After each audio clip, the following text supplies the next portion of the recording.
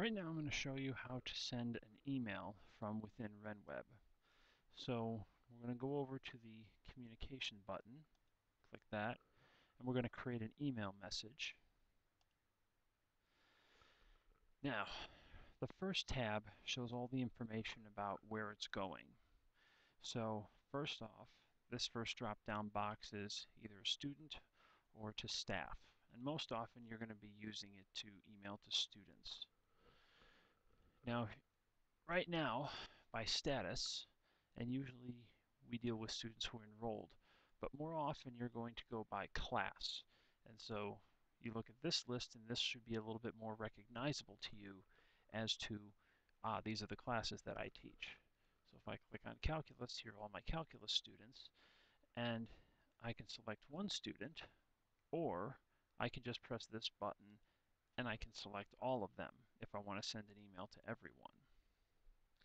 Now, this over here is very important because this will indicate who you're sending it to. If I click this box, this will go to the student's personal email address that they've given to us. Now, some don't have it, and so they won't get it, and some, their parents will get it because that's the email that they share with their parents. Custody, this box is for those who've identified in their RenWeb registration who have custody of them.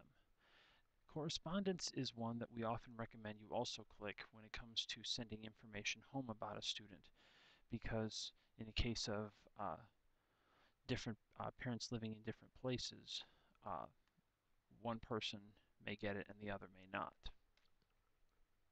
It's also a good idea to make a carbon copy to yourself, because that way it makes it easier at the end of the year to keep a log of all the emails that you've sent.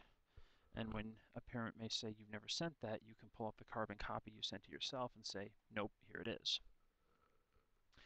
Now, RenWeb automatically populates the list with all the email addresses, and you don't have to worry about memorizing these. If you want to add an attachment, you can click on this and attach whatever attachment you like. Now at this point, you've only designated where it's being sent to. Now you have to click on here on the second tab and actually compose it. And so you have your subject and your body. Now sometimes it's a good idea, if you have a lengthy email, to type it up in Word first, because this window doesn't always have the best editor, best spell checker, that sort of thing, whereas Windows is far better. And then you can just copy and paste it into here and then send it off.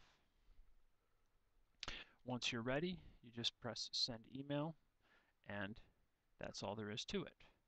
Now, one other thing is when it comes to staff, now we have different groups. So we have staff, but then we have faculty.